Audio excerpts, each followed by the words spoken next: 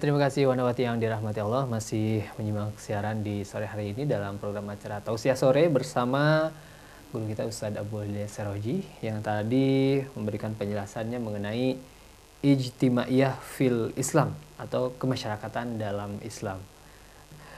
Saya bacakan SMS yang pertama Ustadz dari Pak Rahman di Depok. Assalamualaikum warahmatullahi wabarakatuh. Waalaikumsalam warahmatullahi wabarakatuh. Ustadz, katanya kepentingan itu nomor satu, Islam nomor sekian. Begitulah adanya pada sebagian masyarakat kita, katanya Ustadz.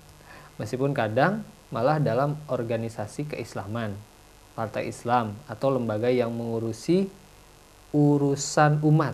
Nah, bagaimana dengan hal tersebut, Ustadz? Ini malah sudah jadi rahasia umum. Katanya. Iya, betul. Jadi bukan sudah rahasia umum, berarti banyak orang tahu. Iya. Maka disinilah perlunya agama itu dengan akidah yang benar. Kalau saja penghayatan agama itu tidak hanya urusan ritual, ibadah semata, tapi tidak didasari pada keimanan yang saya sebut sebagai akidah asas tadi, bahwa dibangunnya kepribadian, pola pikir, sikap bukan atas dasar akidah, ini yang repot. Maka Rasul pernah mengatakan innamal amalu bin niat. Dan niat itu kan di dalam hati. Niatnya baik kalau akidahnya bagus. Itu kan asbab urutnya. Karena ada yang hijrah di zaman hijrah. Ada orang hijrah dari Mekah ke Madinah. Hijrah itu bukan hanya pindah tempat saja. Kalau pindah tempat saja sih gampang, ya mudah, pindah, rame. Tapi dalam bayangan maut hijrah itu. Dihalang-halangi, diperangi, dikejar-kejar, macam-macam. Jadi meninggalkan rumah, meninggalkan tempat penghidupan, ekonomi, sanak famili, nggak mudah. Maka orang-orang yang punya akidah kuat, taat pada Allah dan Rasul, hijrah dia tinggalkan. Rumah dia tinggalkan, kekayaan semua, kerabat yang masih kafir dia tinggalkan. Karena dia lebih mencintai Allah, Rasul, dan Islam. Nah, ada di antara mereka yang ikut hijrah. Tapi hijrahnya karena wanita, mungkin pacarnya atau apa calonnya, atau karena dunia. Maka Nabi mengatakan kalau karena niat motivasinya karena wanita, ya mungkin juga dia dapatkan wanita itu. Atau kalau niatnya karena dunia, ya dapatnya dunia itu. Hanya itu. Hanya itu. Di akhirat tidak akan dapat apa-apa. Hijrah yang benar harus karena Allah. Nah, ini yang saya stressing di sini, bahwa apapun, tadi saya bolak-balik mengatakan, bahwa akidah itu harus menjadi motivasi. Wa ma khalaqtul jinna wal insa illa liya'budun. Liya'budun ini ta'abud ilallah kan menjadi motivasi ini. Jadi kalaupun dia misalnya membuat satu kumpulan, ya motivasinya harus ibadah. Kalau menyimpang dari ini, itulah masalahnya. Jadi kadang-kadang dibuat perkumpulan karena motivasinya ekonomi, karena motivasinya kepentingan. Nah, jadi Islam itu hanya nama Islam, pangsa pasarnya umat Islam pakai nama-nama Islam, tapi yang dia niatkan itu hanya ingin mendapatkan nilai dunia.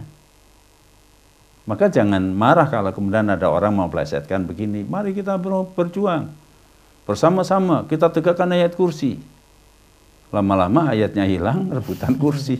Ini kadang-kadang saya dengar seperti itu. Ini memang kenyataan seperti itu. Jadi betul apa pernyataan Anda bukan sudah menjadi rahasia umum. Bahkan menjadi pengurus masjid pun kadang-kadang rebutan.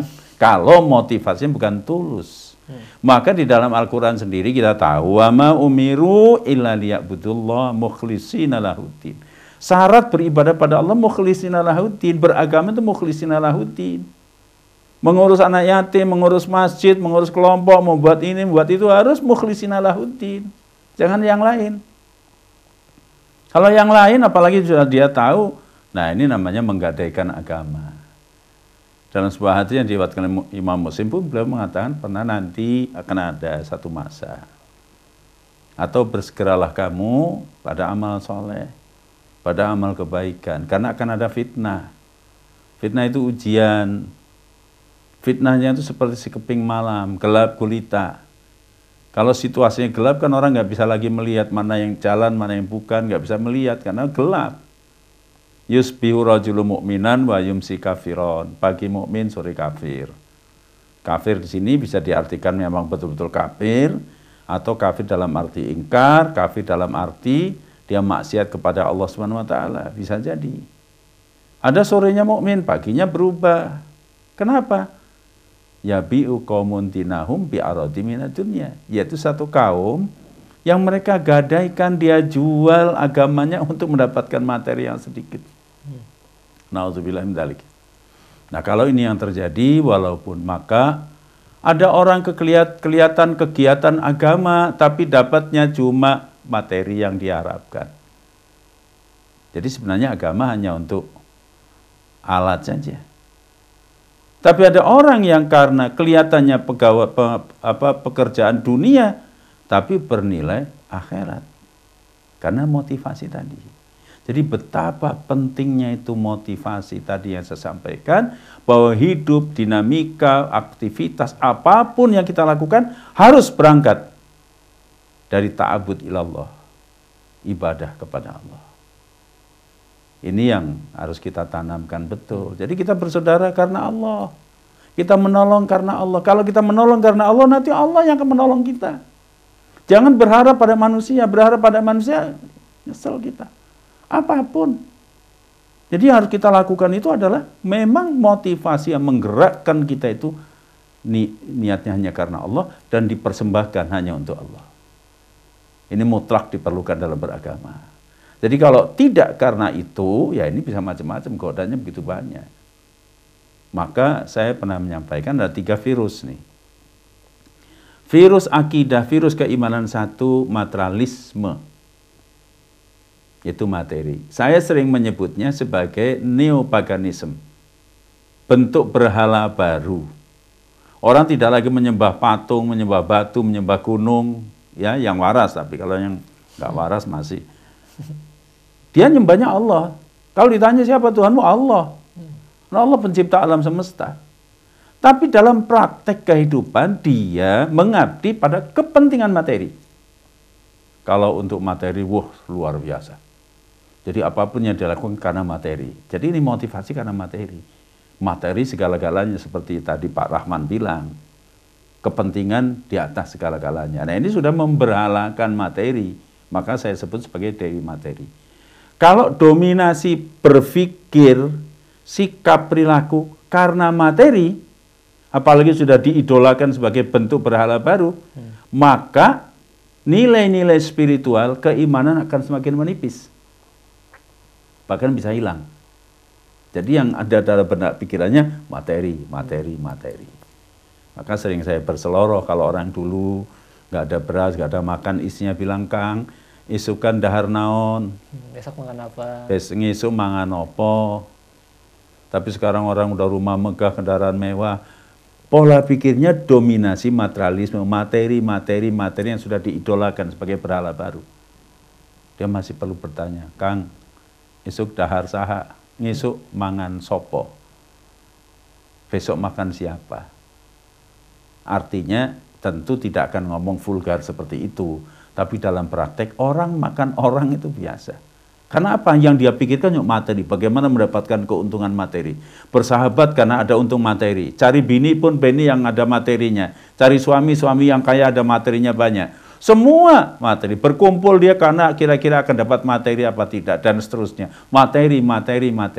Kalau sudah begini, maka nilai-nilai spiritual, kemuliaan, keadilan, kebenaran, kasih sayang menipis. Makin tebal materialismenya, makin menipis hal-hal yang bersifat hakiki. Keindahan, kasih sayang itu makin hilang. Nah kalau begini, maka orang akan tercelup, terwarnai, berpikir secara pragmatisme. Hidup itu untung. Kebenaran itu yang menguntungkan dari segi materi. Dimintain tolong jawabannya apa? Wani piro. Bahkan kalau perlu semua dijual. Termasuk agamanya kalau perlu dijual. Tentu tidak ngomong agama saya mau saya jual. Tapi dalam praktek seperti itu. Dia korbankan agamanya untuk mendapatkan materi. Ini pragmatisme. Judi itu halal, benar. Kenapa? Karena kalau saya judi saya dapat untung. Saya hidup saya dari bandar judi kok. Jadi judi itu benar karena menghidupkan orang banyak, keluarga saya bisa buat macam-macam. Wah, bahaya. Nah, kalau sudah begini, yang ada dalam pikirannya mengkristal menjadi gundukan manusia individu yang anania, egoisme, rusak dunia. Jadi ini yang disebut dengan bahaya materialisme. Ya, kalau orang sudah mengidolakan pada materi. Jadi apapun dia akan gadaikan. Yang penting buat dia bisa mendapatkan keuntungan. Kita lihat bisa praktek dalam kehidupan, kita bisa lihat, kita tonton kehidupan. Bagaimana masyarakat, semua bisa digadaikan. Saya kira gitu. Wallahu a'lam. Baik. Baik, selanjutnya Ustadz SMS dari Ibu Khadijah di Bekasi. Mungkin ini kaitannya dengan penjelasan Ustadz barusan ya. Ustadz terima kasih atas tausiahnya katanya. Bagaimana mendidik diri agar memurnikan niat dan mengharap hanya pamrih ridho Allah saja.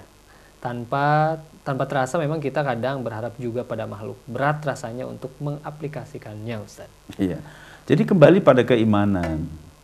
Kalau keimanan kita benar bahwa Allah itu pengasih dan penyayang, Allah itu maha kuasa, Allah melihat kita setiap saat, Allah itu kasih sayangnya melampaui daripada kasih sayang ibu, jauh melampaui daripada kasih sayang ibu. Padahal kasih sayang seorang ibu pada anaknya, sepanjang masa, kasih anak sepanjang galah, kasih ibu sepanjang masa. Kasih ibu itu bagaikan matahari menyinari dunia, hanya memberi tak harap kembali. Itu kan lagu bagus sekali ya. Allah jauh kasih sayang Allah. Nah, makanya di sini harus kita perdalam tauhid kita, keimanan kita, pengenalan kita kepada Allah. Allah itu maha pengasih, maha penyayang. Allah itu maha membalas semua perbuatan sekecil apapun. Allah itu maha melihat. Allah itu tempat berlindung Allah. Nah, kalau itu sudah meresap di dalam hati kita, maka kita ketika melakukan sesuatu, kita hanya yakin pada Allah. Allah yang akan membalas perbuatan saya. Saya tidak perlu manusia, balasan manusia. Nah, disinilah akan lahir ketulusan dan keikhlasan. Maka iman, Islam, ihsan. Ini harus diperdalam keimanan kita kepada Allah. Sehingga kita yakin Allah menolong saya. Allah itu dekat, Allah itu maha luas, Allah itu maha lembut, Allah itu maha memberi, Allah itu kaya luar biasa. Nah, kalau penghayatan kita itu benar, makin mendalam kita penghayatan tauhid kita kepada Allah, makin tidak peduli kita kepada ketergantungan kita akan makin menipis pada makhluk. Saya tidak perlu orang, saya perlu kepada Allah. Mau dicaci, mau dimaki, tidak ada urusan dia. Tidak ingin dipuji, tidak dicela. Ini sudah saya benar pada Allah, saya berharap hanya kepada Allah. Oh, hasbunallah wa ni'mal wakil. Ni'mal maula wa ni'man nasir, la haula wa la quwata illa billah. Makanya jangan bergantung pada manusia. Nah, bergantung pada manusia kadang-kadang ya mengecewakan. Jadi bergantunglah kepada Allah. Hasbunallah wa ni'mal wakil. Ni'mal maula wa ni'man nasir. Cukuplah bagi Allah sebagai pelindung, sebaik-baik penolong, sebaik-baik tempat tawakal. Allah tidak tidur. Saya kira itu yang harus diperdalam. Wallahu a'lam. Jadi katanya tadi berat cara mengaplikasikannya Ustaz. Bertahap Ustaz ya? Iya, ada yang tidak ada yang mudah. Tidak ada yang mudah kalau ingin mendapatkan kebahagiaan. Cerbasuki mau ingin bahagia, tidak ada yang gratis, mesti dengan perjuangan. Pengen jadi bupati aja luar biasa. Ini imbalannya surga Ustaz. Ini surga yang kekal dan abadi, yang segala kenikmatan ada, cuma kita kurang. Kalau diiming-imingi misalnya kedudukan, padahal kalau jadi bupati, wali kota paling berapa 5 tahun. Berani berkorban luar biasa itu. Berapa miliar itu diperlukan. Makanya yang miskin kayak kita ini tidak bisa jadi wali kota, jadi bupati tidak bisa. Mesti duitnya banyak. Apalagi jadi presiden kan, walaupun hanya 5 tahun, nanti 5 tahun ganti lagi. Maharnya besar. Nah, kenapa Allah menawarkan surga yang kekal abadi, yang rumah dindingnya dari kristal, yang segala macam ada, yang belum pernah terlintas oleh telinga kita, belum pernah terlihat oleh mata kita, kenikmatan yang luar biasa. Kenapa kita tidak pernah tertarik? Nah, di sini. Jadi kalau melihat hanya dengan mata kepala, mendengar hanya dengan telinga, tidak sampai-sampai. Makanya kalau materialisme dominan dalam pikirannya sulit. Ibarat mau menyelam itu pakai pelampung, mana bisa. Dia akan terus saja ke permukaan-permukaan, tidak bisa menemukan mutiaranya. Jadi mesti melihat dengan mata iman dalam hidup ini. Wallahu a'lam. Baik. Selanjutnya dari Ardi di Kuningan, Jakarta. Ustaz, Assalamualaikum warahmatullahi wabarakatuh. Waalaikumsalam warahmatullahi wabarakatuh. Ustaz, di tempat kerja saya, nilai Islam rasanya sudah mulai tidak ada. Campur baur, bersentuhan antara laki-laki dan perempuan sudah biasa, Ustaz. Saat azan datang pun hanya segelintir orang yang berangkat sholat. Padahal 95% orang Islam semua. Terkadang ada uang-uang yang tidak jelas yang harus saya terima. Kalau tidak diterima, saya mendapatkan sikap yang tidak baik dari atasan dan teman-teman kerja saya. Nah, Ustaz, saya harus seperti apa? Apakah saya harus hijrah? Mohon nasihatnya, Ustaz. Nah, ini subhanallah. Ini tantangan sekaligus peluang. Orang yang hidup di tengah orang-orang rusak, tapi dia bisa bertahan, bisa istiqomah, apalagi bisa mewarnai pada mereka. Ini pahalanya jauh lebih banyak daripada yang duduk di Rasil misalnya tiap hari ketemu ustadz-ustadz di pesantren, temannya orang-orang yang ahli ibadah semua, tidak ada tantangan. Ini yang tempat sampean ini yang luar biasa. Kalau kuat. Ya, kalau kuat. Tapi kalau tidak kuat, ya ada pilihan. Cari, karena jalan kan ada dua, nih jalan kebaikan. Kuat itu maksudnya gimana? Ya dia mampu bertahan gitu loh. Dia mempertahankan akidah. Yang terbaik dia kuat dan bisa menyampaikan amar ma'ruf. Mendakwahi ya. Mendakwahi mereka, memberikan contoh paling tidak. Kalau bisa kita rubah itu situasinya. Kalau dia manajer atau apa kan bisa. Kalau nggak bisa dengan lisan. Kita hayo-hayo lagi, mana mari kita ajak teman aja kita sholat, ada waktu ini sholat dulu supaya barokah, walaupun mungkin dicaci maki ya, tapi terus saja ini bagaimana dan seterusnya. Kalau tidak dengan sikapnya, waktunya sholat dia sholat duluan. Kita bersihkan musola, kita usul supaya anak ada adzan, adakan pengajian, ada apa. Nah ini kalau bisa ini terbaik nih. Tapi kalau ini tidak bisa, sampai tidak bisa dan akan terpengaruh nantinya, ya ada jalan. Kalau bisa, hijrah total kalau sampean bisa.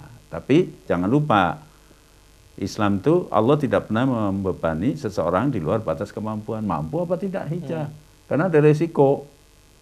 Kalau bisa hijrah, bagus. Cari yang misalnya selamat akidahnya. Tapi kalau belum bisa, ya yang bisa dilakukan. Jadi Islam itu luar biasa. Tapi selalu mohon pada Allah. Dan tidak sendirian. Cari teman-teman, masa di antara sekian cuma sampean sedikit, tidak mungkin. Teman-teman yang Islam yang mau sholat itu diajak bicara, mulai bergerak pada positif, ngajak pada kebaikan. Bareng-bareng ya. Bareng-bareng, jangan sendiri. Kalau sendiri, tidak bisa main bola aja mas, yang bayarannya ratusan miliar itu sendirian mencret, nggak bisa. Mesti operan, gol gitu kan. Jadi cari teman yang soleh. Nanti jangan sendiri, ada konsultasi sama orang alim, para kiai, ajengan, atau siapa. Pak saya begini. Terus, dan dari diri kita perdalam agamanya itu terus. Oh ini tantangan, berarti saya memperkuatkan diri, akidah gitu. Jangan hanya pas-pasan begitu, ya hanyut nanti. Wallahualam. Baik. Selanjutnya dari hamba Allah di Singapura, Ustaz. Assalamualaikum warahmatullahi wabarakatuh. Waalaikumsalam warahmatullahi wabarakatuh. Ustaz, mohon nasihatnya agar anak-anak yang sudah menginjak dewasa untuk tetap istiqomah dan optimis di saat sekarang banyak anak-anak muda sering mendengar berita-berita buruk tentang negara ini. Ya, subhanallah, memang kita kadang-kadang langsung pengennya hasilnya ya. Anak itu dilahirkan sebagai titipan. Madrasatul Ula itu di rumah pada ibu dan bapaknya. Jadi jangan remaja tiba-tiba terus suruh berubah gitu. Memang dari kecil dididik agama. Dikenalkan Allah, disebut nama Allah, dididik, diajari untuk ibadah, diajari akhlak yang baik, diberikan, tanamkan nilai-nilai keutamaan, nilai-nilai akidah. Jadi terus menerus, walaupun sudah remaja, terus dikawal terus. Karena ada perintah yang kita abaikan kadang-kadang. Surat Tahrim ya, a'udzubillahi minasyaitonirrajim. Ya ayyuhalladzina amanu qu anfusakum wa ahlikum naro. Wahai orang-orang yang beriman, jaga dirimu dan keluargamu dari api neraka. Ini yang kurang muslimin kebanyakan ya. Yang dia pikirkan cuma jagalah kantong anakmu ya, supaya jangan menipis. Apa nak perluannya ini mah, ini sepatu bagus, ini baju bagus, makan ini. Kamu minum susu ya, jangan nggak minum susu supaya badannya kuat. Pilek sedikit kasih obat ke dokter dan sebagainya. Itu sih bagus. Tapi rohani kenapa dibiarkan kosong melompong itu? tidak dididik. Saya kan sering berseloroh. Anak dapat rapot, ibunya ngambil rapot anaknya jeblok, merah, matematika 4, bahasa Inggris 5, biologi berapa, IPA berapa. Wah, sedih bukan main. Pak, gimana Pak? Suaminya ngadu. Ini anak kita madesu, apa sih mama madesu? Masa depan yang suram. Apanya? Lihat nih rapotnya merah semua, mateng semua. Nggak bisa Pak, gimana ini dong? Bapaknya diem aja. Biasanya kan kalau emaknya cerewet, bapaknya diem gitu kan. Udah pasangan itu ya. Kalau bapaknya cerewet, emaknya yang pendiam. Ini emaknya yang cerewet. Nggak bisa Pak, jangan diem begitu aja dong. Ya terus bagaimana? Nggak bisa, pokoknya harus diundang guru privat. Mahal mah, nggak peduli pokoknya. Jual kalung, jual apa yang ada, pokoknya anak harus hebat, jangan kalah sama yang lain. Nah, bagus kan? Bagus ini ibu tanggung jawab. Nah, cuma sayang, hanya dari segi kecerdasan intelektual. Hanya secara fisik. Takutannya nanti kalah sama yang lain, kemudian sengsara hidupnya, jadi orang miskin, tidak jadi pejabat, tidak bisa bertarung dalam persaingan. Sudah besar, pinter, nggak ada anak bodoh sebenarnya kok.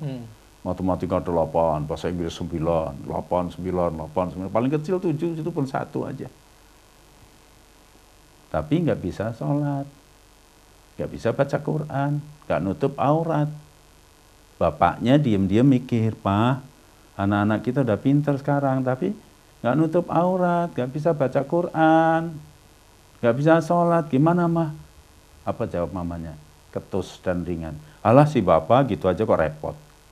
Nah di sini, jadi mementingkan fisik kecerdasan intelektual semata, dibiarkan jiwa kosong tanpa akidah, ini bahaya. Sama dengan menjerumuskan anak ke neraka. Berarti tidak memenuhi persyaratan surat tahrim tadi. Mesti kita jaga. Di atas akidah, kecerdasan baru. Dengan akhlakul karimah, dia dilepas dalam kehidupan. Jadi akidah dulu, agama dulu. Kalau dia jadi orang pinter, pinter yang berakidah, berakhlak yang baik. Jadi anak muda memang betul, tapi memang tidak bisa sendiri. Apalagi hanya ustadz di masjid sekali ngomong 1 jam, 2 jam, tidak mungkin menyelesaikan masalah. Ini memang harus kerjasama di rumah, ciptakan iklimnya, kemudian di masjid, masyarakatnya, baru. Tidak bisa instan. Tidak bisa instan dan bisa sendiri-sendiri. Mesti kita kompak dan bersatu semua kalangan. Makanya kumpulono wong kang soleh. Berkumpullah dengan orang soleh. Dengan orang-orang soleh. Dekat dengan para ulama, dekat dengan masjid. Familiar dengan Quran. Quran jadi panutan, jadi pegangan hidup. Rasulullah jadi idola dalam hidup ini. Insya Allah selamat. Tapi kalau enggak, hanya instan sebentar ya. Sementara di luar lewat hoak, lewat Facebook, lewat WA, lewat macam-macam, penuh ini. Bagaimana kita bisa merubah? Jadi memang narkoba, Ustaz. Apalagi narkoba, dekadensi moral, pornografi, macam-macam. Luar biasa. Jadi kita ini mestinya sungguh-sungguh gitu loh. Seperti ikan yang hidup di air deras. Karena arusnya begitu deras, arus jahiliyah modern itu deras, ya dia mesti dinamis terus. Coba kalau diem, hanyut dia. Nah kita mesti dinamis, beragamanya pun harus sungguh-sungguh gitu loh. Lebih tekun belajar Quran, lebih dekat bareng para ulama, para alim yang ikhlas, masih dekat dengan masjid, lebih dalam rangka menandingi arusnya jahiliyah modern itu. Jadi memang tidak bisa instan, tidak bisa sebentar, hanya mendengar radio sebentar, tidak bisa, mesti kerjasama, kita serius. Bagus kalau kita bisa membangun sebuah komunitas muslim, kaum umat yang kompak tadi, sehingga saling mengisi, saling memberi. Wallahu a'lam. Baik, selanjutnya kita lanjutkan dari siapa ini? Dari hamba Allah di Sukabumi, Ustaz. Assalamualaikum warahmatullahi wabarakatuh. Ustaz Abu Hidayat Seroji. Waalaikumsalam. Ustaz, saya mendengar banyak berita dan melihat di YouTube juga banyak yang berbondong-bondong orang yang convert atau kembali memeluk agama Islam, khususnya di Eropa dan Amerika. Mereka sungguh-sungguh untuk meraih hidayah dan sungguh-sungguh menjalankan syariat Islam mulai dari hal terkecil. Tapi banyak yang lahir dari keluarga Muslim malah tidak peduli dengan ajaran dan syariat Islam. Banyak yang Islam KTP katanya. Apakah mereka tidak mengambil pelajaran dari mereka yang justru berusaha meraih hidayah Allah? Baiknya jadikan pelajaran buat kita dulu. Iya. Jangan mereka, jangan-jangan anak kita nanti. Nah, Keluarga kita. jadi sikap kita orang tua itu yang kadang memprioritaskan hal-hal yang bersifat fisik materi, tapi kurang memperdulikan soal keimanan, keislaman, akhlak. Itu masalah. Saya kira bukan hanya orang lain, pada kita juga. Kalau anak-anak hanya mewarisi saja, itu daya juangnya kurang, memang betul. Ya. Kalau apa-apa sudah ada, anak yang dilahirkan situasi muslim sudah biasa aja. Tiap hari aja kalau kita makan daging ayam sudah nggak enak lagi, kita bosan lah. Tiap hari kita makan apa misalnya, itu jadi bosan. Lain dengan yang memang dia berusaha, tidak ada kemudian mendapatkan sesuatu, itu luar biasa. Nah, disinilah tantangannya. Dan sekaligus ini pelajaran buat kita, betul pelajaran. Karena kalau seseorang itu tidak menerima, tidak mensyukuri, apalagi meninggalkan agamanya yang sudah Allah berikan pada dia, Allah akan ganti, yastabdil qauman ghairakum. Allah akan ganti dengan kaum yang lain.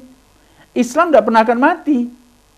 Indonesia misalnya orangnya pada nggak mau, akan dipindahkan. Nah, ini sudah bukti sekarang indikasi ini di Amerika, ke Eropa, ke Inggris, ke negeri porno aja Swedia itu musim masjid di sana, Rusia, di Australia. Nah ini indikasi. Jadi kalau orang Indonesia pemudanya sudah mulai malah ingin ke barat-baratan, ingin sekuler, ingin macam-macam, justru Allah, karena memang janji Allah yastabdil qauman ghairakum, Allah akan ganti dengan kaum yang lain kalau mereka keluar, kalau mereka tidak meninggalkan agamanya. Diganti dengan kaum yang lain. Mau kita agama kita digantikan sama orang lain. Kita bisa aja, karena Allah tidak butuh kita. Yang butuh kita pada agama. Jangan merasa Allah itu butuh kita. Islam membutuhkan kita. Enggak. Allah tidak butuh kita. Kita yang butuh agama. Kalau kita sudah tidak peduli, Allah ganti, kasih pada yang lain. Allah berikan hidayah pada yang lain. Nah, repot kita ditinggal. Islam tidak pernah mati. Islam akan tetap hidup. Kalau di Indonesia tidak mau akan dipindahkan. Cukuplah Spanyol dulu, ya, Cordoba, Andalusia, segala macam diganti dengan kaum yang baru. Ini sudah mulai ada tanda-tanda pergeseran mulai. Jadi kalau sini pengen bebas, pergaulan bebas, apa-apa bebas, justru orang yang sudah bebas, sudah muak dengan pola kehidupan seperti itu. Dia ingin sadar, ingin beragama dengan benar. Malah nilai-nilai Islam lebih terasa di sana, Ustaz ya? Ya, itulah memang. Jadi janji Allah pasti, yastabdil qauman ghairakum. Allah akan ganti dengan kaum yang lain. Nauzubillah min dzalik. Itu yang harus kita takuti, karena kita yang membutuhkan agama. Bukan Allah butuh kita, Islam tidak butuh kita. Islam ada kita atau tidak akan tetap jaya, akan tetap tumbuh, dan akan tetap menang sampai hari kiamat nanti. Wallahu a'lam. Baik, selanjutnya Ustaz, mungkin ini yang terakhir dari 0899 007399 sekian-sekian mengenai bersosialisasi dalam Islam yang tadi Ustaz jelaskan. Katanya Ustaz, di zaman sekarang ini masyarakat khususnya muslimin banyak yang bersosialisasi hanya dalam masjid saja. Setelah itu mereka masing-masing, malah tidak sedikit yang saling menjatuhkan gara-gara masalah beda partai, beda mazhab, beda pendapat, dan lain-lain. Kenapa ini bisa terjadi, Ustaz? Dan bagaimana kita cara memperbaikinya? Ya Allah, subhanallah. Ya, kembali pada cara kita beragama. Kenapa sih sholat 5 waktu itu ditekankan betul 5 kali? Itu sebagai edukasi, pendidikan, tarbiyah kepada kita. Begitu loh praktek kehidupan umat Islam di luar masjid. Satu, ada azan. Ini melatih kita. Dan sekaligus ukuran keimanan. Kepedulian sejauh di mana kepedulian kita terhadap panggilan Allah. Muadzin yang mengumandangkan, tapi hakikatnya itu panggilan Allah. Nah, ini jadi indikasi nih. Kalau pada panggilan Allah kita hari-hari aja semaunya, seenaknya, ini berarti memang tidak terusik dengan panggilan Allah. Kalau panggilan ada tontonan, ada hiburan, wah ramai. Masya Allah. Saya pernah ceramah di suatu masjid, dekat lapangan, tidak jauh. Waktu di jalan saya dijemput sama orang, saya bilang, Mas, wah hebatnya orang sini. gairah agamanya bagus nih, mau dengerin ceramah rame itu berduyun-duyun. Tapi ternyata jalan bercabang dua, yang ke masjid, yang satu ke lapangan. Lebih banyak ke lapangan. Ada acara. Yang ke masjid sedikit, yang ke lapangan banyak. Kata guide saya, Ustaz, itu orang rame mau pada nonton. Nonton siapa? Inul. Dulu waktu Inul lagi jaya. Jadi yang Ustaz kalah sama Inul Ustaz ya? Kalah populer, kalah. Sedikit yang ke masjid, banyak di lapangan. Jadi subhanallah. Nah, oleh karenanya di sini maka aduh ya Allah, gimana ya saya mau ngomong nih jadi Masya Allah. Nah, inilah perlunya pendidikan agama. Jangan agama itu dianggap sampingan seperti baju, taruh kalau mau dipakai, kalau enggak taruh begitu. Ini jiwa raga kita. Sibghat Allah itu agama harus mencelup jiwa raga kita. Darah kita, sel kita, pemikiran kita, jantung kita. Itu diwarnai dengan akidah, keimanan, dan akhlakul karimah. Tapi kalau agama cuma ya di luar-luarnya aja ya, karena sholat, yang penting kita kalau lagi perlu kita tahajud, kita umroh. Karena umroh kenapa? Doa yang dikabulkan di sana, mudah-mudahan saya lebih populer, mudah-mudahan saya naik pangkat, mudah-mudahan sehat walafiat, tidak ada kekurangan suatu apapun. Usaha ya terus. Itu saja yang diminta. Yeah. Jadi ya, Masya Allah. Jadi agama itu bukan hanya itu. Oleh karenanya dididik beragama itu. Sejauh di mana kita memperhatikan panggilan Allah. Kalau benar orang beriman, sami'na wa ata'na, kalau Allah dan Rasulnya menyeru. Nah, adzan ini dilatih, dididik oleh kita. Berapa orang yang mau datang ke masjid. Yang kedua, sholat berjamaah.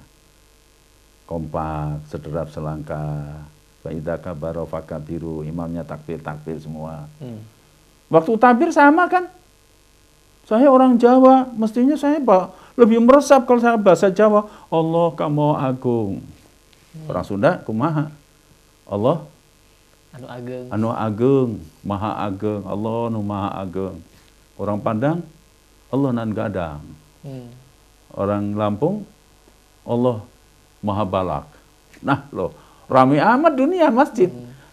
Tinggalkan etnis segala macam. Kita satu bahasa. Allahu Akbar. Sama. Menyamakan persepsi, menyamakan kepentingan, menyamakan satu akidah. Fa idza raka'a farka'u, ketika ruku semuanya gerakannya sama. Ini kenapa sih? Rapat, bersalaman, berjabat tangan, assalamualaikum, waalaikumsalam. Tapi kenapa? Ini kenapa tidak dipraktekkan di luar? Ini mestinya sholat itu dipraktekkan, edukasi di masjid dipraktekkan dalam kehidupan bermasyarakat. Kita bermesraan dengan sesama, assalamualaikum, salam kedamaian. Kemudian kita kompak dan bersatu. Wah, Masya Allah, luar biasa. Jadi kalau kenyataan seperti itu, ya barangkali masalahnya kembali pada kita.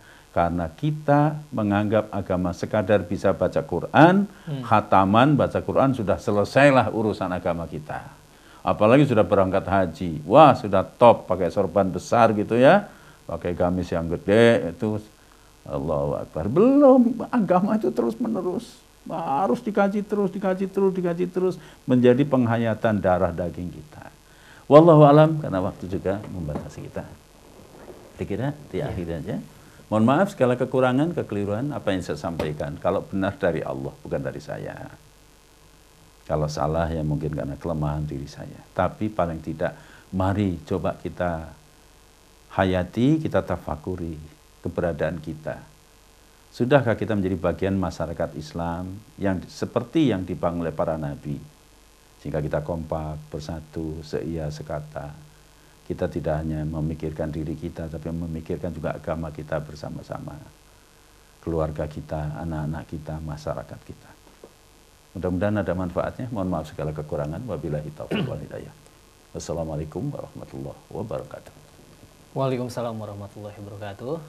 Kami ucapkan terima kasih dan jazakallahu khairan katsira kepada guru kita Ustaz Abdul Seroji yang telah menyampaikan tausiahnya di sore hari ini ya, dengan tema tadi ijtimaiyah fil Islam, kemasyarakatan dalam Islam. Semoga apa yang beliau sampaikan tadi memberikan wawasan untuk kita semua, terutama mengenai kemasyarakatan dalam Islam tadi. Dan ikhwan wa terima kasih atas kebersamaan juga.